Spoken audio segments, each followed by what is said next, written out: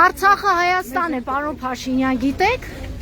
եւ ձեր ասած Ղարաբաղյան շարժումը շարունակվում է, որովհետև դուք 2022 թվականի հոկտեմբերի 6-ին գնացիք եւ հայտարարեցիք, որ Արցախը Ադրբեջանի տարածքային մաս է կազմում եւ դուք դրանով դավաճանեցիք Արցախի ժողովրդին։ Ես ձեր պատճառով 2023 թվականի սեպտեմբերի 19-ին Արցախում տեղի ունեցավ մեկ օրյա պատերազմ եւ որի պատճառով Արցախի մեր հայրենակիցները ստիպված եղան լքելու Արցախը, որի պատճառը դուք եք։ 2018 թվականին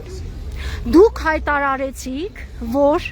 Արցախը Հայաստան է եւ վերջ։ Խաբեցիք ինձ եւ իմ նման հազարավոր մարդկանց, ովքեր եկել էին, դուրս էին եկել Սերժ Սարգսյանին ուղղակի իշխանությունից հեռացնելու համար։ Իսկ դուք խաբել եք ինձ։ Չեմ ավարտել։ Դուք խաբել եք ինձ 2022 թվականի սեպտեմբերի 14-ից 16-ին դուք ունենալու եք հնարավորություն, պարոն Փաշինյան։ Դուք 2022 թվականին էլ հրահրեցիք ձեր պատճառով հենց հիմա Ադրբեջանի զինված ուժերը նստած է Սև լճում եւ նստած է Վարդենիսում։ Դրա պատճառը էլի դուք եք։ Դուք դավաճանել եք Հայաստանի ժողովրդին, դուք դավաճանել եք 100,000-ներով դուրս եկած մարդկանց, ովքեր հավատացին, որ դուք իրոք իշխանափոխություն եք անելու եւ Արցախը պահելու եք։ Դուք Արցախը վաճառել եք։ Ավարտեցիք։ Ավարտեցիք։ Ուրեմն մեր կառավարությունը Ղարաբաղի համար արել է ամեն հնարավորը։ 2023 թվականին, երբ որ 2022 թվականին եւ 23 թվականին, երբ որ իշխանափոխություն էին անում Ղարաբաղին եւ ասում էին, որ հիմա տեսեք ինչ են կանելու։ Ես նախորդ օրը ազգային ժողովում եմ դրան անդրադարձել։ Բատոնում էին իշխանափոխությունը այդ մարդիկ։ Մենք Ղարաբաղի մեր գործընկերներին ցույց ենք տվել ճանապարհը եւ նույնիսկ որոշակի Ոչ ճանապարհը, պարոն Փաշինյան։ Բանակցային սեղանի շուրջ նստելու եւ այնպես անելու Հայաստանը, պարոն Փաշինյան, դուք հիմա ապատեղեկատվություն եք տարածում։ Դուք 2021 թվականին գալով իշխանության, ձեր ընտրական, երբ որ 21 թվականին ընտրություն է եղել, դուք ձեր ընտրական ծրագրում մի րոպե ներկայացրել եք, որ դուք Ղարաբաղի անվտանգության երաշխավորն եք։ Դուք ձեր խոսքը չեք կատարել ու հիմա ասում եք պատերազմ է լինելու։ Դուք սխալվում, մի րոպե հանգիստ։ Լռեք, ես ինքս ոտքեր ունեմ եւ կամք ունեմ ի տարբերություն ձեզ։ Մի րոպե։ Մի խոսեք։ Ես լուր լսեցի ձեզ։ Դուք խոսեք, մնացածը չխոսեն։ 5 րոպե լուր կլսեք, Իհարկե լսեմ, լսում եմ։ Ես էլ կգնամ։ Լսում եմ։ Ուրեմն 2022 թվին էլ դրանից հետո էլ մենք բոլոր պայմանները ստեղծել ենք, որպեսզի ձեր ասած խնդիրները լուծվելու հնարավորություն ունենան։ Ոչ մի կառավարություն Ղարաբաղի համար այնքան չի արել, ոչ ֆինանսական, ոչ տնտեսական, ոչ մնացած բոլոր առումներով։ Երբ որ Քոչարյանը եւ իր կողմնակիցները Ղարաբաղում իշխանափոխություն են անում, Քոչարյանը, Սարգսյանը, մյուսները իրենց կողմնակիցները եւ ասում էին եւ մենք հիմա Քոչարյանի եւ Սերժի անունը միայն մի տվեք, հա? Կան ուրիշ նաեւ ուժեր։ Մի րոպե, դուք 5 րոպե սպասելու եք։ Մի րոպե։ Բաշիր Սամոյի ասնածռերը դուք եք։ Դուք սպասելու եք։ Ես Հայաստանի քաղաքացի եմ։ Ասեք, որը չի սադրել իմ ազգանունը ինչի համար եք ուզում իմանալ։ Տիկին, լավ։ Տիկին Արմինը կարող եք դիմել։ Ուրեմն լսեք։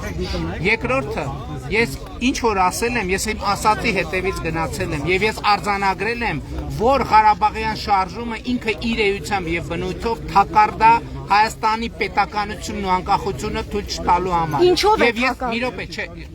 լսեք, ինչ որ ես ասում եմ, ոչ մի նորություն չեմ ասում։ Ես ուղղակի իհարգանս ձեզ, նաև չեմ ուզում ձեր ասածը անարձագանք թողեմ։ Բայց ես հիմա ինչ որ ասում եմ, ես տասնյակ անգամներով ազգային ժողովի ամբիոնից, հարցազրույցներով, իմ ուղիղ եթերներով ասել եմ, թակարդեր, որպեսզի Հայաստանը որպես պետականություն չկայանա։ Ես 2022 թվականին ճանաչել եմ Հայաստանի Հանրապետության տարածքային ամբողջականությունը, որովհետև չընդհատ է։ Ես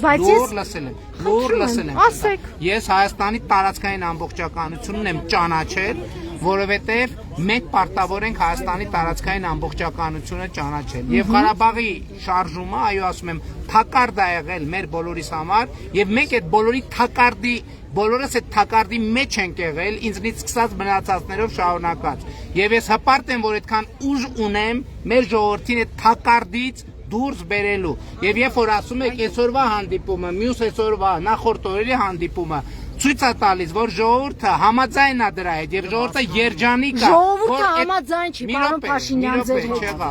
2020 չեղավ։ Չէ, ասում եք ժողովրդի անունից ես էլ եմ ժողովրդի հետ շփվում։ Ես շփվում եմ ժողովրդի, ինչ եք որ ասում։ Դուք ներկայացնում եք միայն ձեզ։ Ոչ, ես ներկայացնում եմ Հայաստանի Հանրապետության ժողովրդին եւ Հայաստանի Հանրապետության ժողովուրդը Ղարաբաղի շարժման թակարդից դուրս է եկել։ Շնորհակալ։ Պարոն Փաշինյան, սահմանադրությունից անկախության հռչակագրի հանումը դա դավաճանություն է։ Արցախը Հայաստան է։ Դու քաղաքացիական պայմանագիրը դավաճանել է ժողովրդին եւ դուք չունեք ժողովրդի կողմից աջակցություն։ Ողջուններ Ալիևին, որ գնացեք չեք կարողանում Ալիևին պատասխանեք։ Գնացեք Ալիևին հակադարձեք, չեք կարողանում Ալիևին հակադարձել որևէ անգամ։ Ամոթ քաղաքացիական պայմանագրի մնացեք այսքան ժողովրդի։ Ես մենակ չեմ, գնացեք, ես մենակ չեմ, գնացեք։ Ես որ մենակ էլ լինեմ, ձեր նման անկամ չեմ։ Չեմ ուզում բացատրել, գնացեք։ Լևոն Քոչարյանն ով է որ միլիարդ ունենալը։ Գնա, իսկ Լևոն Քոչարյանը ինչ գործ ունի ազատության մեջ։ Գնա Փաշինյանին ասա, թող Քոչարյանի տանի բանտարկի ուրեմն։ Նա հայերի մի հատ հայ համար Ասեցի գնա ասա, որ Նիկոլը Քոչարյանի բանտարկի ուրեմն։ հանկարծ Վերջը խոսեք։ որ էլի նստի փողերով։ Ընկերներ, ես ուղիղ եթերում էի եւ ուղիղ եթերում դուք լսեցիք, թե Փաշինյանը ոնց էր էլի մանիպուլացնում, ասելով, որ